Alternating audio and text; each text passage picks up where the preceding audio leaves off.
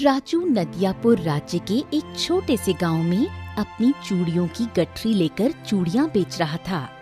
अरे रंग बिरंगी चूड़ियां ले लो, लाल लाल नीली नीली हरी पीली, रंग बिरंगी चूड़ियां ले लो, लाल लाल नीली नीली हरी नीली पीली काली चूड़ियां ले लो।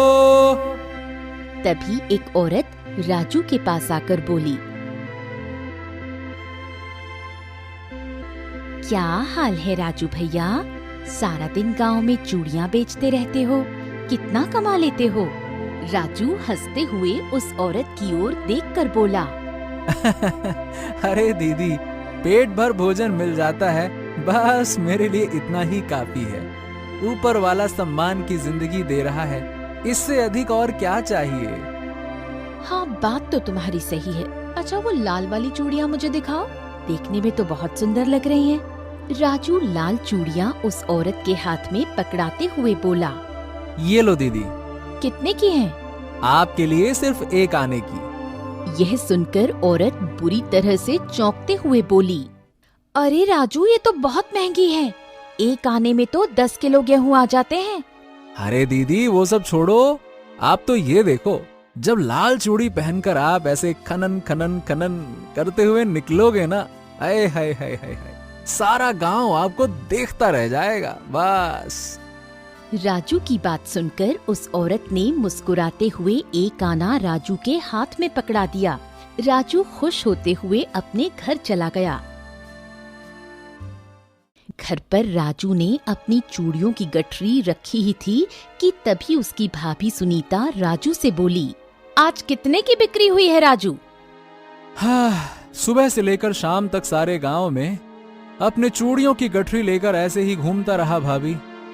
आज ज्यादा बिक्री नहीं हुई, सिर्फ बेचारी एक औरत ने ही चूड़ी खरीदी, वो भी एक आने की। यह सुनकर सुनीता बुरी तरह से क्रोधित होती हुई बोली, देखो राजू, तुमसे 1000 बार कह चुकी हूँ कि ये चूड़ियाँ बेचने का धंधा बंद कर दो और अपने भैया के साथ खेती करो।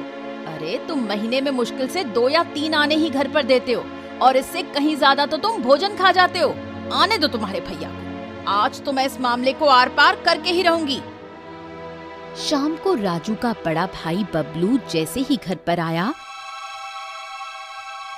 सुनीता उस पर बरस पड़ी, देखो जी, बस बहुत हो गया। अब मैं तुम्हारे छोटे भाई को इस घर में एक पल भी बर्दाश्त नहीं कर सकती। आप उससे साफ साफ कह दीजिए, अगर उसे इस घर में रहना है तो फिर महीने में कम से कम 10 आने मेरे हाथ में रखने पड़ेंगे।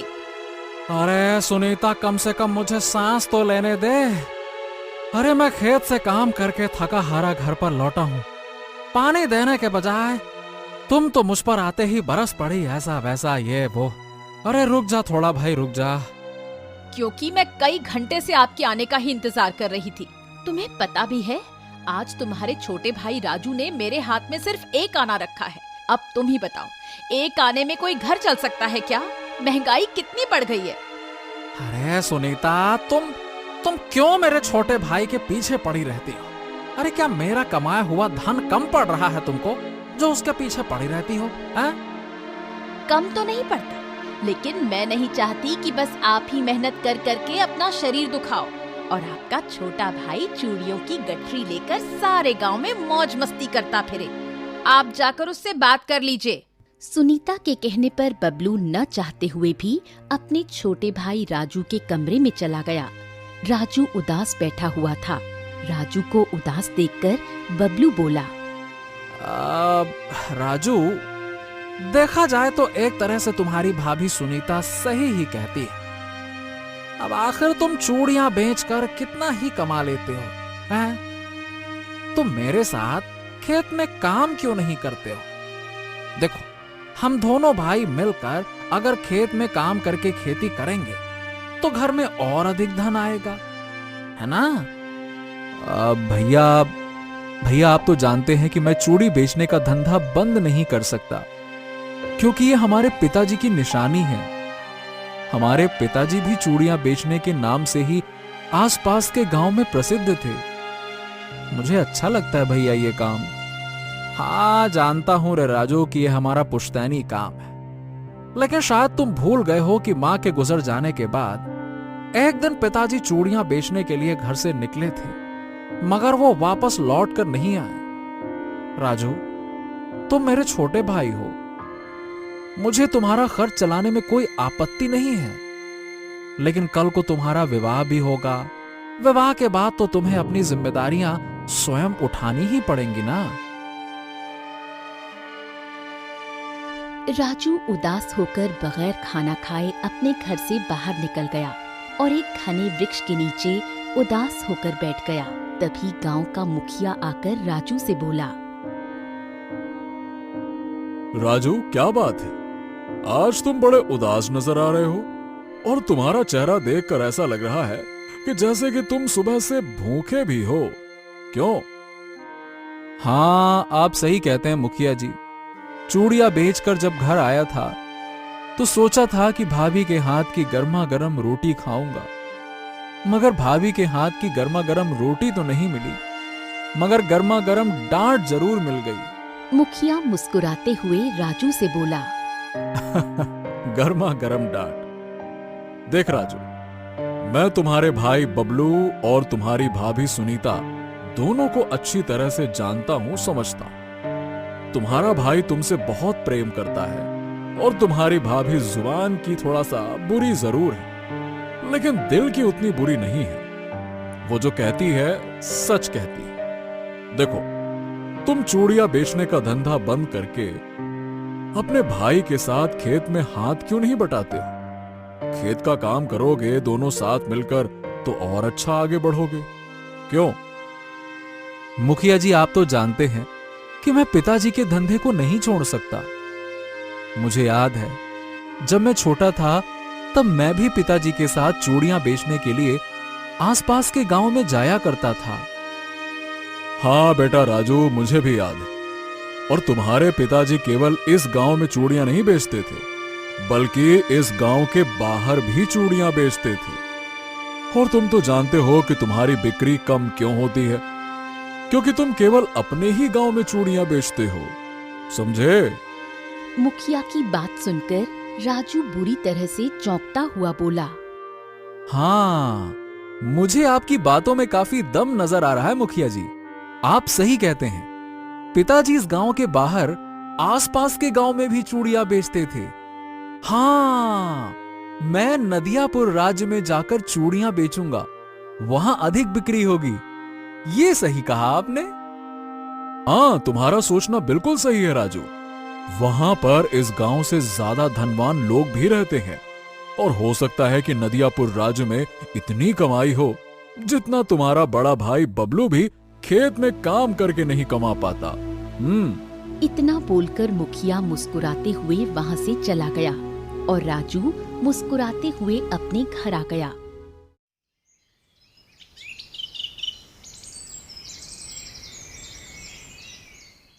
अगले दिन राजू अपनी गठरी उठाते हुए अपने भैया और भाभी से बोला, मैं चलता हूं भैया और भाभी। चलता हूं से क्या मतलब है? अरे भाई, तुम चूड़ियां बेचने ही तो जा रहे हो ना। आपने सही कहा भैया, मैं चूड़ियां बेचने ही जा रहा हूं, लेकिन अब मैं गांव में चूड़ियां नहीं बेचूंगा, बल्कि नदियापुर राज्य में जाकर चूड़ियां बेचूंगा। हाँ। ये क्या कह रहे हो तुम? नदियापुर राज्य का रास्ता यहाँ से 7 दिन के फासले पर है। तुम इतनी दूर चूड़ियां बेचने जाओगे? आपने सही कहा भाभी, आपको घर खर्च चलाने के लिए धन चाहिए ना, और ज्यादा धन मैं राज्य में ही चूड़ियां बेचकर कमा सकता हूँ। ठीक है, मैं जल्दी वापस लौट आऊंगा, जाता हूँ मैं। इतना बोलकर राजू चूड़ी की गठरी लेकर अपने घर से बाहर निकल गया।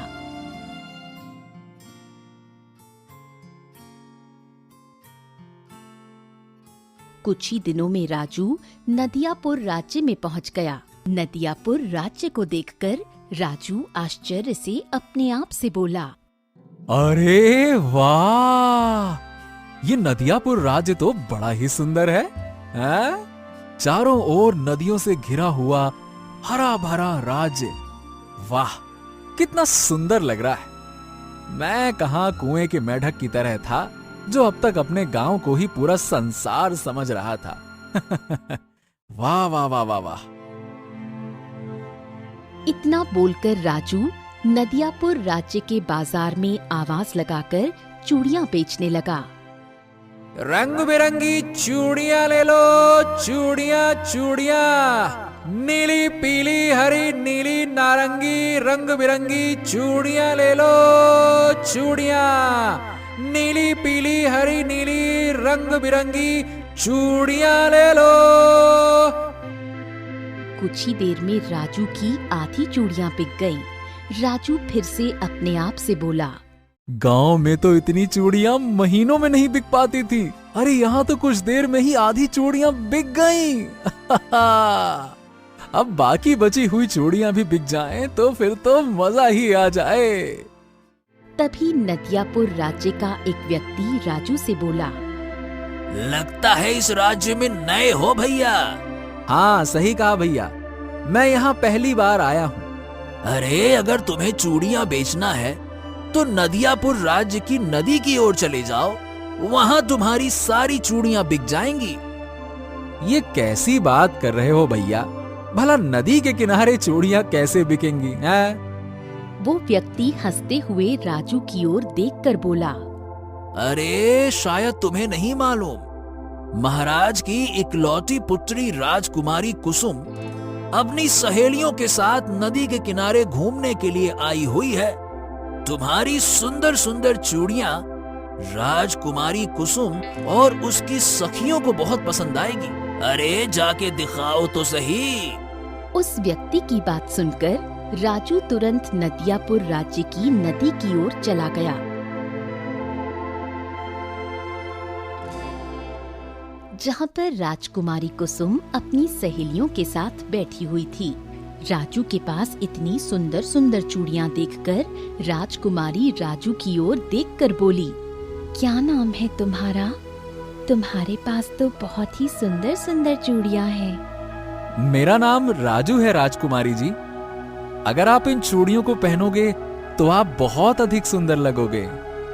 ठीक है, जिस रंग की चूड़ी मुझे मेरी कलाई पर अच्छी लगेगी, मैं वही चूड़ी तुमसे खरीद लूंगी, वो भी तुम्हारी मुंह मांगी कीमत पर। इतना बोलकर राजकुमारी ने कलाई आगे की ओर कर दी और बोली, अपने हाथों से मुझे चूड़ियां पहनाओ राजू चूड़ी वाले। राजू राजकुमारी को चूड़ियां पहनाने लगा। कुछ ही देर में राजू ने एक एक करके राजकुमारी को सारी चूड़ियां पहनाकर देख ली, मगर राजकुमारी को कोई भी चूड़ी पसंद नहीं आई। तुम्हारी चूड़ियां अच्छी हैं राजू चूड़ी वाले, लेकिन जो चूड़ी मुझे चाहिए वो चूड़ी तुम्हारे पास नहीं है, और ना ही वो चूड़ी तुम्हारे पास हो सकती है। तभी राजकुमारी की एक सहेली राजू को सोने के 5 सिक्के देते हुए बोली, राजू चूड़ी वाले, ये सारी चूड़ियां मुझे दे दो। राजकुमारी को जो चूड़ी पसंद है वो तुम नहीं ला सकते।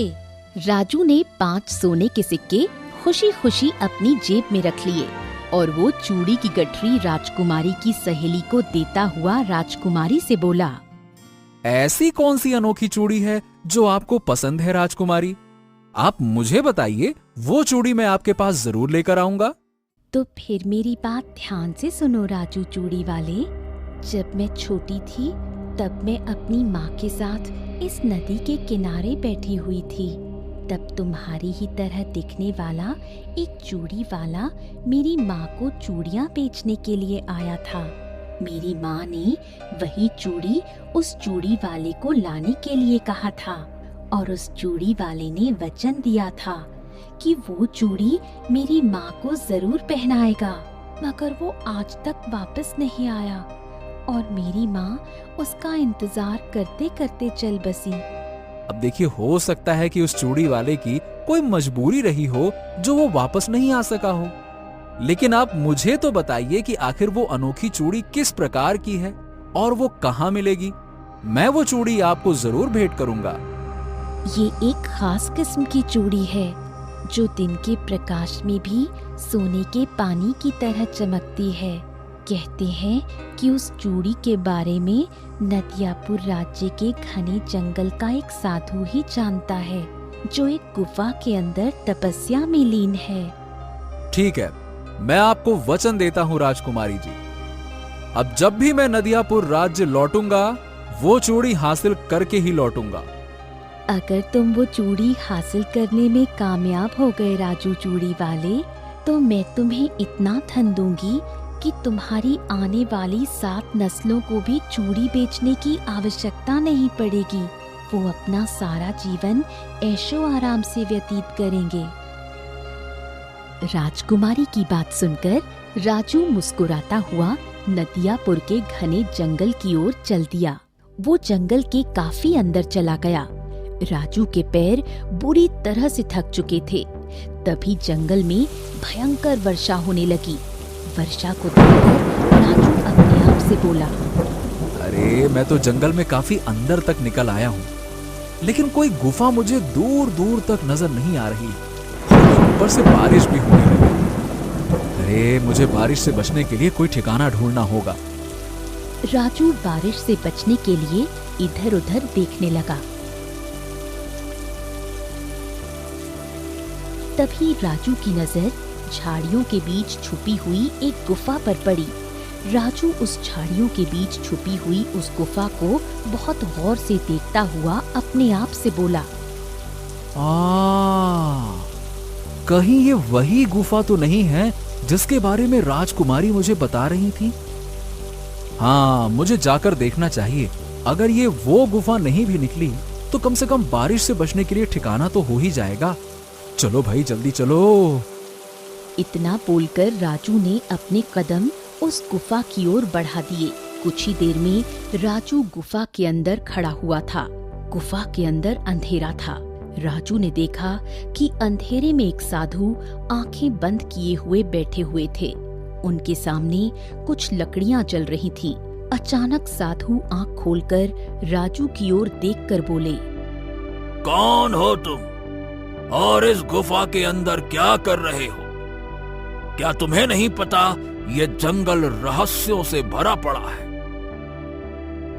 मेरा नाम राजू है साधु महाराज, और मैं चूड़ी बेचने का व्यापार करता हूँ। मैं एक ऐसी अनोखी चूड़ी की तलाश में आया हूँ जो दिन के उजाले में भी सोने के पानी की तरह चमकती है।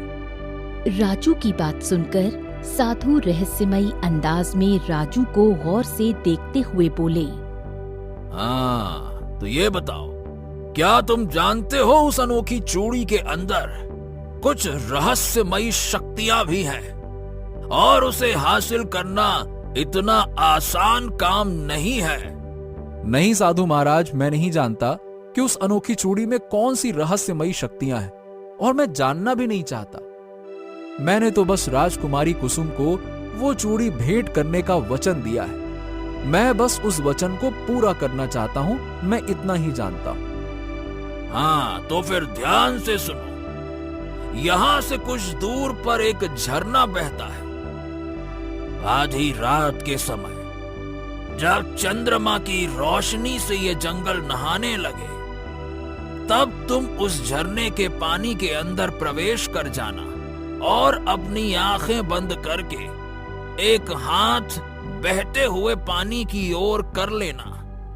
अगर तुम्हारे मन में कोई कपट और लालच नहीं होगा तो वो चूड़ी स्वयं तुम्हारे हाथ में आ जाएगी। मगर याद रखना, अगर तुम्हारे मन में जरा सा भी लालच या किसी के लिए क्रोध या द्वेष हुआ तो वो झरने का पानी तुम्हें उसी समय पानी के अंदर डुबो देगा। ठीक है साधु महाराज।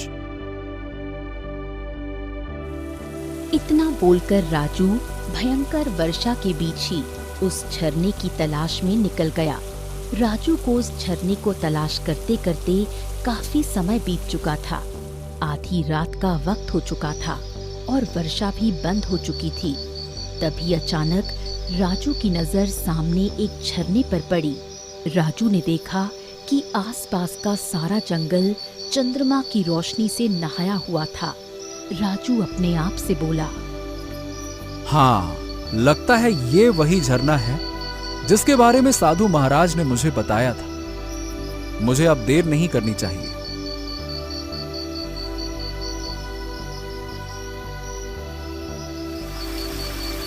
राजू उस झरने के पानी के अंदर प्रवेश कर गया और अपनी आंखें बंद करके एक हाथ झरने के पानी की ओर कर लिया। अगले ही पल झरने की कुछ बूंदों के साथ एक सुनहरे रंग की अनोखी चूड़ी राजू के हाथ में आ गई। राजू ने तुरंत आंखें खोल ली। अरे वाह! ये तो वाकई अद्भुत, चमत्कारी और अनोखी चूड़ी लगती है। हाँ, मुझे अब इस अनोखी चूड़ी को राजकुमारी को भेंट कर देना चाहिए, जैसा कि मैंने उन्हें वचन दिया था। चल राजू, अब वचन पूरा किया जाए। इतना बोलकर राजू उस झरने से बाहर आ गया। झरने से बाहर राजू कुछ कदम दूर ही चला था कि अचानक उसके कानों में एक व्यक्ति की कड़कदार आवाज टकराई। वहीं पर रुक जाओ लड़के, अगर एक कदम भी आगे बढ़ाया तो तलवार से तुम्हारी गर्दन काट कर धड़ से अलग कर दूंगा। राजू ने जैसे ही पीछे पलट कर देखा तो सामने एक डाकू मुंह पर कपड़ा ढके हुए राजू को घूर रहा था।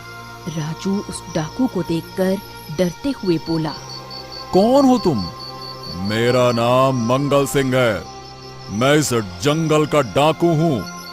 चल बेटे, वो चूड़ी मेरे हवाले कर दे। ला। नहीं, मैं चूड़ी तुम्हारे हवाले नहीं करूंगा। तभी डाकू मंगल सिंह ने अपनी तलवार निकाल ली और राजू को डराते हुए बोला, अच्छा तो चल बेटा, सीधी तरह से मेरे साथ चल। चल। राजू हाथ जोड़ता हुआ डाकू मंगल सिंह से बोला, मैं तुम्हारे हाथ जोड़ता हूँ डाकू मंगल सिंह, मुझे जाने दो। और मैंने जो अनोखी चूड़ी बड़ी मुश्किल से हासिल की है, उसे मुझसे मत छीनो। मैं वो अनोखी चूड़ी राजकुमारी कुसुम को भेंट करना चाहता हूँ। बकवास बंद कर और चल सीधे तरह से मेरे साथ। अब अगर तूने कुछ भी चू चपड़ की तो मैं नहीं, मेरी तलवार तुझसे बात करेगी। सीधा गर्दन धड़ से अलग हो जाएगी, तेरा सर जमीन पे मिलेगा, समझा? चल मेरे साथ। राजू के पास डाकू मंगल सिंह की बात मानने के अलावा और कोई चारा नहीं था। राजू चुपचाप डाकू मंगल सिंह के साथ साथ चलने लगा। डाकू मंगल सिंह राजू को जंगल की घनी झाड़ियों से ले जाता हुआ एक झोपड़ी की ओर ले गया और बोला, सीधी तरह से झोपड़ी के अंदर घुस जाओ। जाओ। देखो, अगर तुम मुझे मारना चाहते हो तो इसी समय मार सकते हो, परंतु मैं अपने जीते जी वो चूड़ी तो तुम्हारे हवाले नहीं करूंगा। अरे मूर्ख, वो चूड़ी तुम्हारी जान से बढ़कर नहीं है। जो मैं कहता हूं वो करो, इस झोपड़ी के अंदर घुस जाओ। जाओ। राजू चुपचाप झोपड़ी के अंदर घुस गया। झोपड़ी के अंदर घुसते ही राजू की आंखें आश्चर्य से फटी की फटी रह गईं। उसने देखा कि झोपड़ी के अंदर एक चारपाई बिछी हुई थी और एक बूढ़ी स्त्री की लाश उस चारपाई पर पड़ी हुई थी। ये देखकर राजू बुरी तरह से कांपता हुआ डाकू मंगल सिंह से बोला, सच बताओ, तुमने इस बेचारी बूढ़ी स्त्री की हत्या क्यों कर दी? क्यों?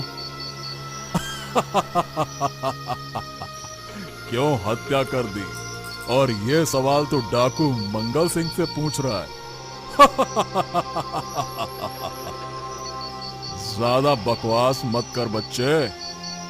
चल चल बेटे, सीधी तरह से वो अनोखी और रहस्यमयी चूड़ी मेरे हवाले कर दे। तू उस चूड़ी के रहस्य के बारे में नहीं जानता। ला, दे दे। और मैं जानना भी नहीं चाहता।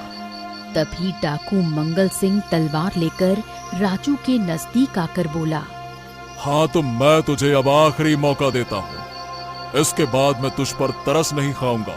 तेरी गर्दन तेरे धड़ से अलग कर दूंगा, समझा? डाकू मंगल सिंह ने इतना कहा ही था कि तभी राजू ने डाकू मंगल सिंह को धक्का दे दिया। डाकू मंगल सिंह को राजू से इस बात की बिल्कुल भी उम्मीद नहीं थी। उसके गिरते ही तलवार उसके हाथ से छूट पड़ी। अचानक राजू ने वो तलवार अपने हाथ में ले ली और डाकू मंगल सिंह से बोला, अब बोल, अब तेरी तलवार मेरे हाथ में है। तूने न जाने कितने यात्रियों को इस जंगल में लूटा होगा और न जाने कितने बेकसूर यात्रियों की हत्या की होगी। तुझे तो इसकी सजा मिलनी ही चाहिए। अगर मैं तुझे जीवित छोड़ देता हूं तो तू और भी निर्दोष इंसानों की हत्याएं करेगा, इसीलिए मैं तुझे नहीं छोड़ने वाला।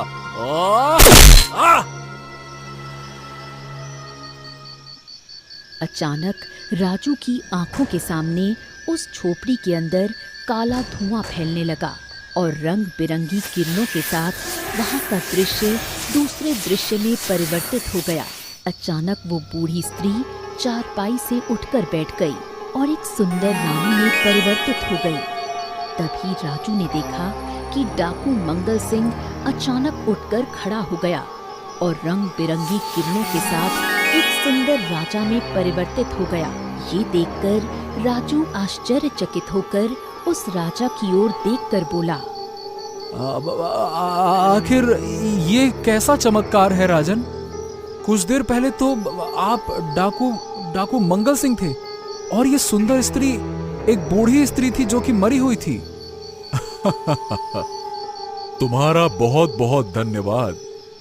तुम्हारी वजह से मैं और मेरी पत्नी श्राप से मुक्त हो गए। मतलब मैं कुछ समझा नहीं।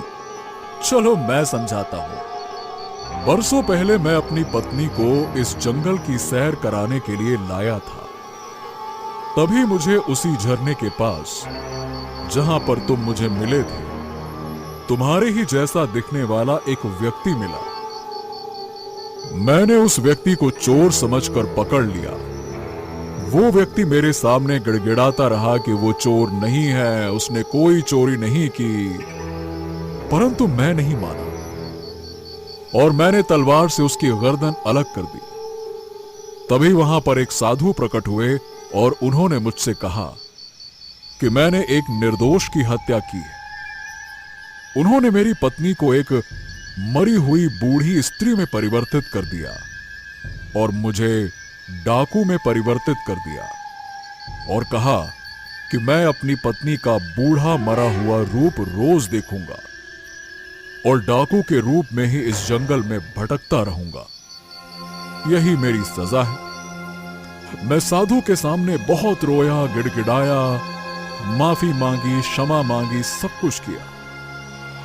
कुछ देर बाद आखिरकार साधु को मुझ पर तरस आ ही गया और उन्होंने मुझसे कहा कि जिस दिन कोई मन का सच्चा व्यक्ति इस जंगल में आएगा और झरने से उस अनोखी चूड़ी को हासिल कर लेगा, तब तुम समझ जाना कि वही व्यक्ति तुम्हारे श्राप को तोड़ सकता है। तुम उस व्यक्ति को इतना परेशान करना, इतना कि वो तंग आकर तुम्हारी हत्या कर दे। तुम्हारी हत्या होते ही तुम्हारे ऊपर से श्राप खत्म हो जाएगा और तुम अपने असली रूप में आ जाओगे। बस यही बात है। अच्छा, तो इसीलिए आप मुझे तलवार की नोक पर इस झोपड़ी तक लेकर आए थे। ये बात है। हाँ, बिल्कुल तुमने सही कहा। मैं तब से उस झरने के आसपास ही भटक रहा था, शायद तुम्हारे ही इंतजार में था। इतना बोलकर राजा अपनी सुंदर पत्नी को लेकर वहां से चला गया।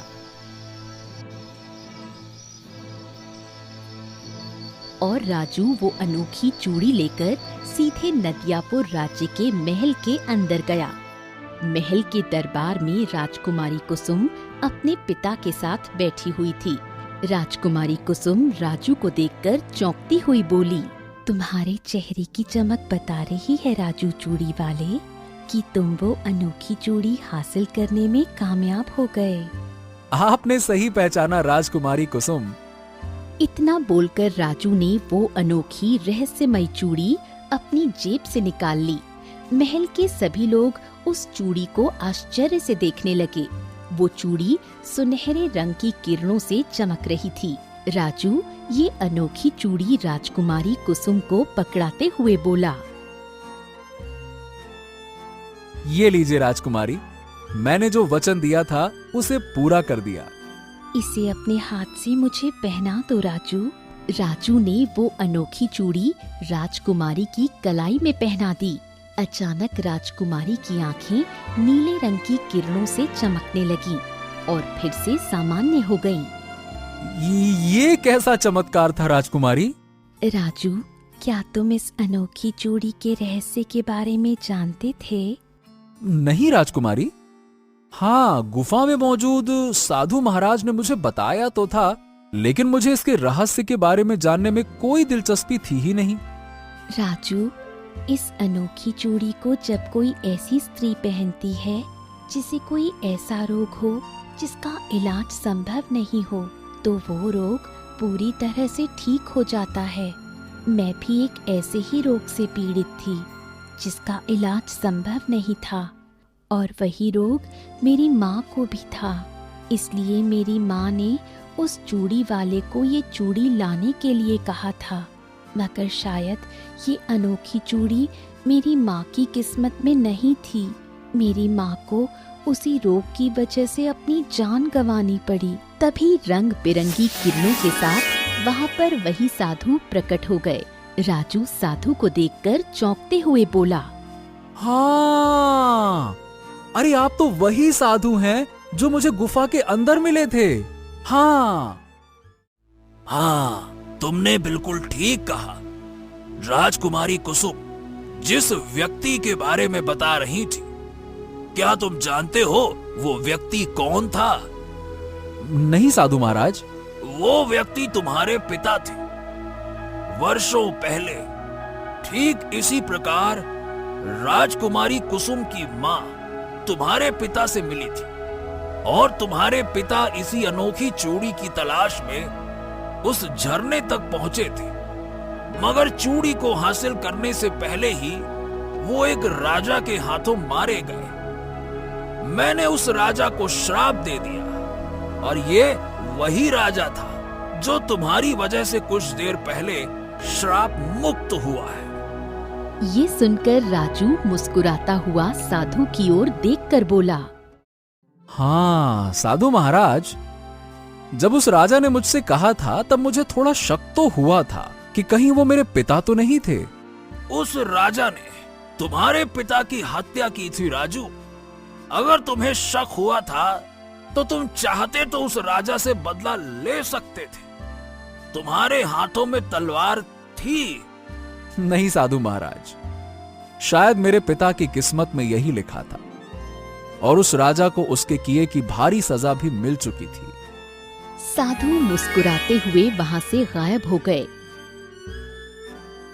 राजकुमारी कुसुम ने राजू को ढेर सारा सोना देकर वहां से विदा कर दिया, और राजू अपने घर पर आ गया और सारी घटना अपने भैया और भाभी को बताने लगा। इतना ढेर सारा सोना देखकर राजू की भाभी सुनीता बोली, मुझे माफ कर दो राजू, मैं अब तक तुम्हारी चूड़ी बेचने के धंधे को बुरा भला बोलती चली गई, लेकिन तुम्हारी वजह से आज हम सब इतने धनवान हो गए कि अब हमारी 7 पुश्तों को भी काम करने की आवश्यकता नहीं पड़ेगी। ये सुनकर राजू मुस्कुराने लगा।